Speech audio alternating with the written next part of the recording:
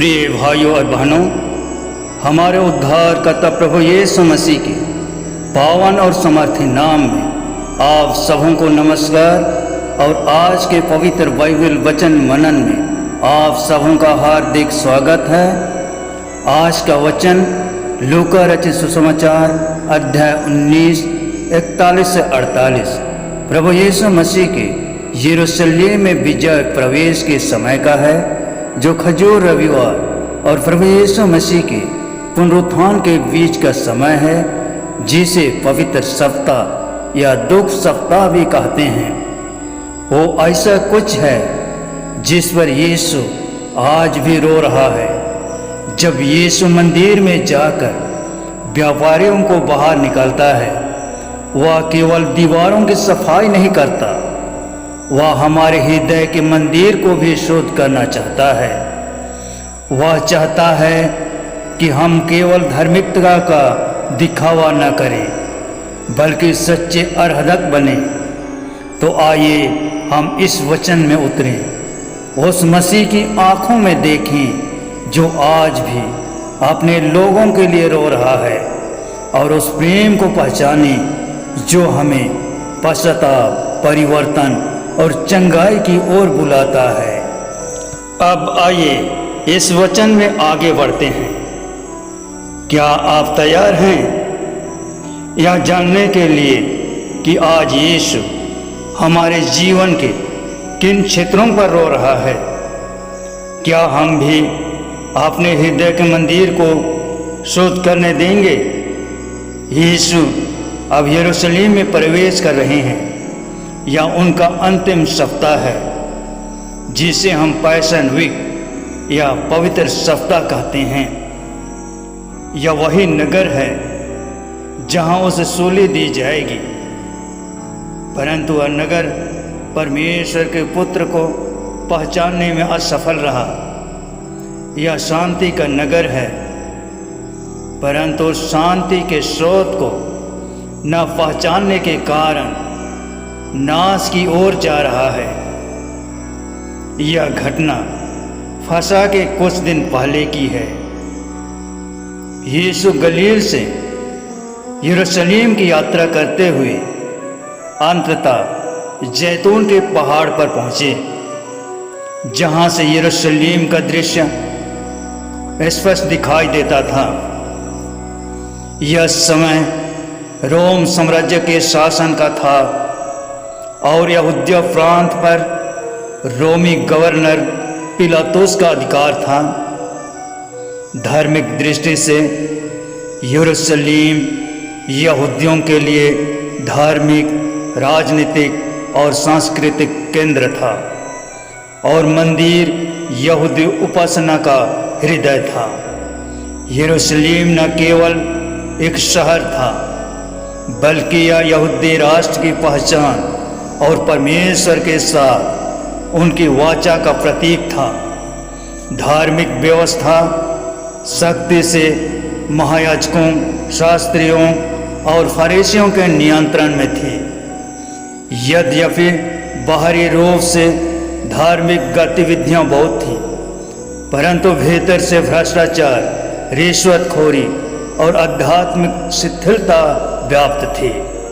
आज हम एक ऐसे दृश्य को देखेंगे जहां स्वर्ग का राजा, हमारे उद्धारकर्ता यीशु मसीह एक नगर को देखकर रोता है। क्यों? क्योंकि उस नगर ने अपने शांति के दिन को नहीं पहचाना। यह कोई साधारण आंसू नहीं थे, ये परमेश्वर के हृदय की पीड़ा थी। आइए इस वचन में प्रवेश करें और देखें कि हमारे जीवन के लिए यह वचन आज क्या कहता है। वचन लूका 19:41। जब वह निकट आया और नगर को देखा तो उस पर रोया। यीशु जैतून के पहाड़ से यरूशलेम को देख रहे थे।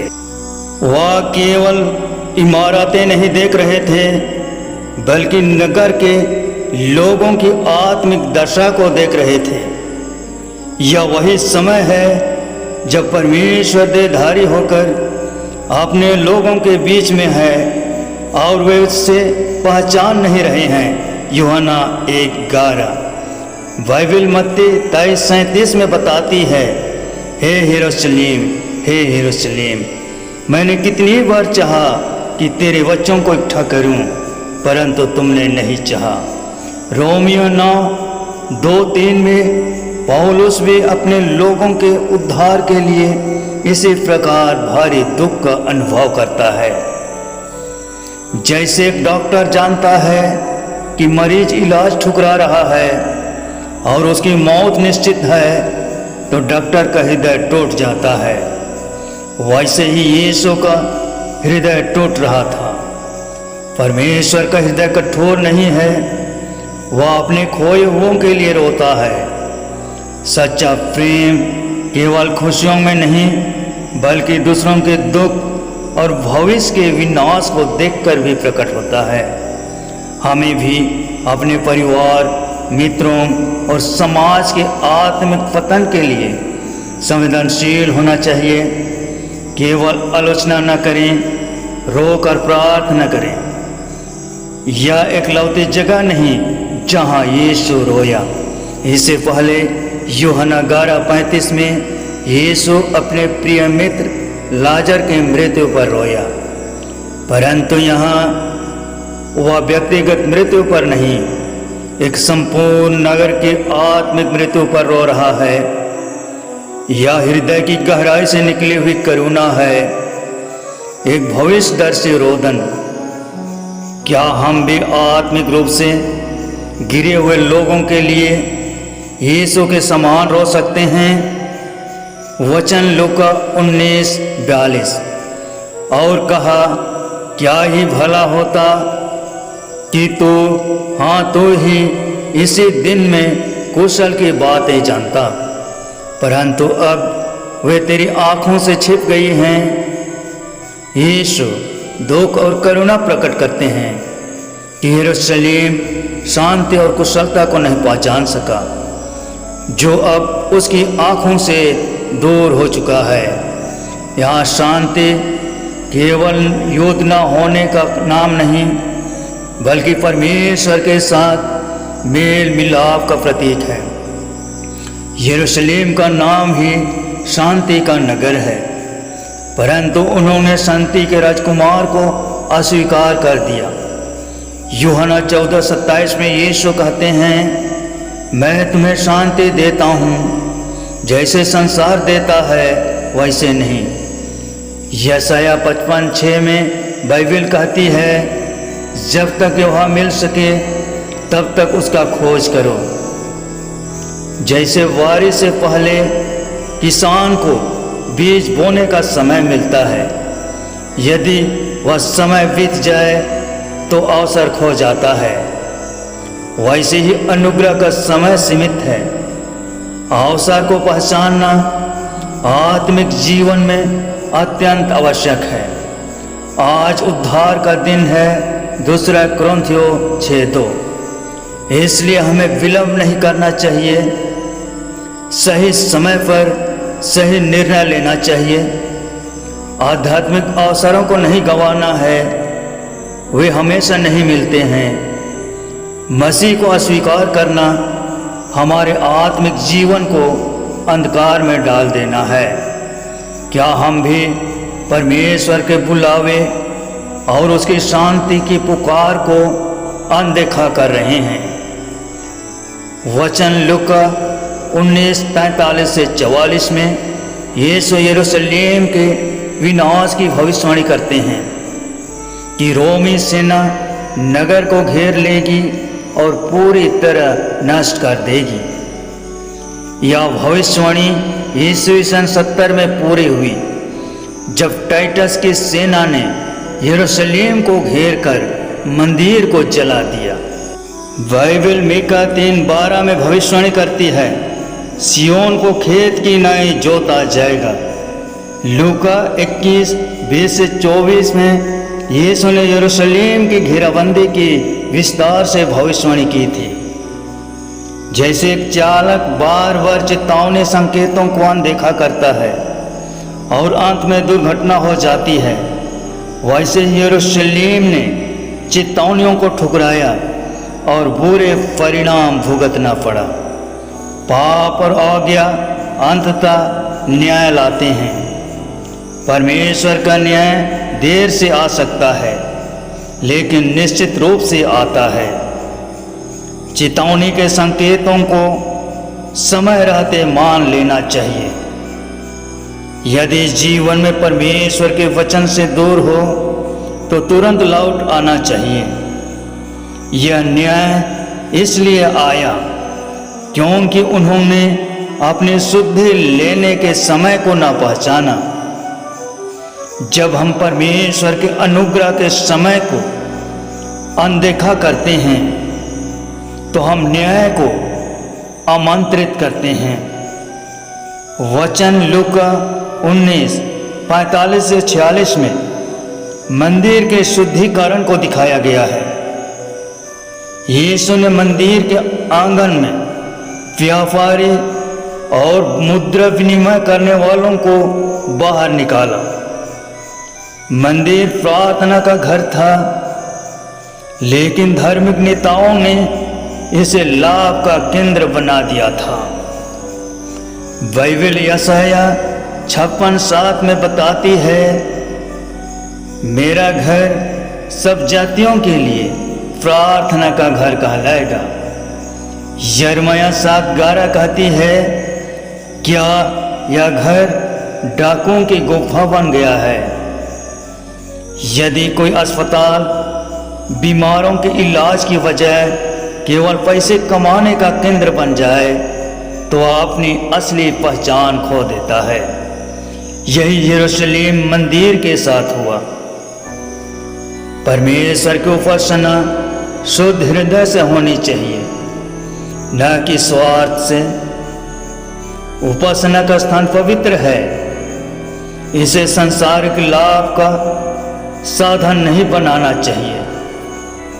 अपने हृदय को परमेश्वर का मंदिर समझकर शुद्ध रखना चाहिए, जैसा कि पहला कोरिन्थियों 6:19-22 में प्रेरित पौलुस कहता है, क्या तुम नहीं जानते हो कि तुम्हारी देह पवित्र आत्मा का मंदिर है जो तुम में बसा हुआ है और तुम्हें परमेश्वर की ओर से मिला है, और तुम अपने नहीं हो क्योंकि दाम देकर मोल लिए गए हो। इसलिए अपनी देह के द्वारा परमेश्वर की महिमा करो। धर्म के नाम पर लालच और पखंड से बचना चाहिए। वचन लूका 19:47 से 48 में यीशु की शिक्षा और धार्मिक नेताओं के विरोध का वर्णन मिलता है। यीशु प्रतिदिन मंदिर में शिक्षा देते थे। लोग उनकी शिक्षा को सुनते और आकर्षित होते थे, परंतु धार्मिक नेता उनकी लोकप्रियता और अधिकार से जलते थे। बाइबल मत्ती 7:28 से 29 में बताती है, जो लोग उसकी शिक्षा से अचंभित हुए क्योंकि वह अधिकार के साथ सिखाता था। यशायाह 29:13 में लिखा है, और प्रभु ने कहा, ये लोग जो मुंह से मेरा आदर करते हुए समीप आते परंतु अपना मन मुझसे दूर रखते हैं, और जो केवल मनुष्यों की आज्ञा सुनकर मेरा भय मानते हैं। प्रिय भाइयों और बहनों, आज हमने यीशु को यरूशलेम के लिए रोते हुए देखा। यह रोना केवल उस नगर के लिए नहीं था, यह रोना मेरे और आपके लिए भी है, क्योंकि जब हम पाप में रहते हैं, अवसर को खो देते हैं और अपने जीवन को परमेश्वर की इच्छा से दूर रखते हैं, तो हमारे लिए भी प्रभु का हृदय टूटता है। आज प्रभु हमें 3 बुलाहट दे रहा है: पश्चाताप, समर्पण और पवित्रता। पश्चाताप की बुलाहट। यरूशलेम ने चेतावनी को अनसुना किया और ईस्वी सन 70 में उसका विनाश हुआ। आज प्रभु कह रहा है, जब तक यहोवा मिल सके तब तक उसका खोज करो। यशायाह 55:6। अगर आपके जीवन में ऐसे पाप हैं जिन्हें आपने छिपा रखा है, अगर आप प्रभु की आवाज़ को बार बार टाल रहे हैं, तो आज लौट आइए। यदि आप कहना चाहते हैं, प्रभु मैं लौट आया हूँ, मुझे क्षमा कर, तो आगे आकर घुटनों पर आ जाइए। आज वह आपको नया जीवन देगा। समर्पण की बुलाहट। यीशु ने मंदिर को शुद्ध किया। आज वह आपके हृदय के मंदिर को शुद्ध करना चाहता है। पहला कुरिन्थियों 6:19-20 में हमारे शरीर को पवित्र आत्मा का मंदिर कहा गया है। क्या आप अपने विचार, अपनी योजनाएं, अपना समय और अपनी संपत्ति प्रभु को सौंप देंगे? यदि आप कहना चाहते हैं, प्रभु मेरा जीवन तेरा है, इसे पूरी तरह से प्रयोग कर, तो आगे आकर प्रार्थना में अपने जीवन को समर्पित करें। पवित्रता की बुलाहट। परमेश्वर कहता है, पवित्र बनो क्योंकि मैं पवित्र हूँ। पहला पतरस 1:16। पवित्रता का अर्थ केवल पाप से दूर रहना नहीं, बल्कि हर दिन प्रभु के लिए जीना है। यदि आप यह प्रतिज्ञा करना चाहते हैं, मैं अपने हृदय को पवित्र रखूंगा ताकि यह सदा प्रार्थना का घर बना रहे, तो प्रभु के सामने खड़े होकर प्रार्थना करें। यीशु आज भी यरूशलेम की तरह हमारे हृदय की ओर देखता है। क्या वह रो रहा है या मुस्कुरा रहा है? क्या हम उसकी शांति को पहचानते हैं या उसे अस्वीकार करते हैं? क्या हमारे जीवन का मंदिर भी व्यापार और स्वार्थ से भर गया है? उसका रोना आशा का रोना है। वह चाहता है कि हम लौट आएं, पहचान करें और पवित्र हो जाएं। वह न्याय से पहले प्रेम करता है और प्रेम से पहले चेतावनी देता है। यदि वह आपके जीवन के मंदिर में प्रवेश करना चाहता है, तो दरवाजा खोलिए। यदि आप शांति चाहते हैं, तो शांति के राजकुमार को ग्रहण कीजिए। आज अवसर है। यदि आज आप उसकी आवाज़ सुने, तो अपने हृदय को कठोर न करें। इब्रानियों 3:15। हमारे उद्धारकर्ता प्रभु यीशु मसीह इन वचनों पर हमें बहुतायत से आशीष प्रदान करे। आमीन।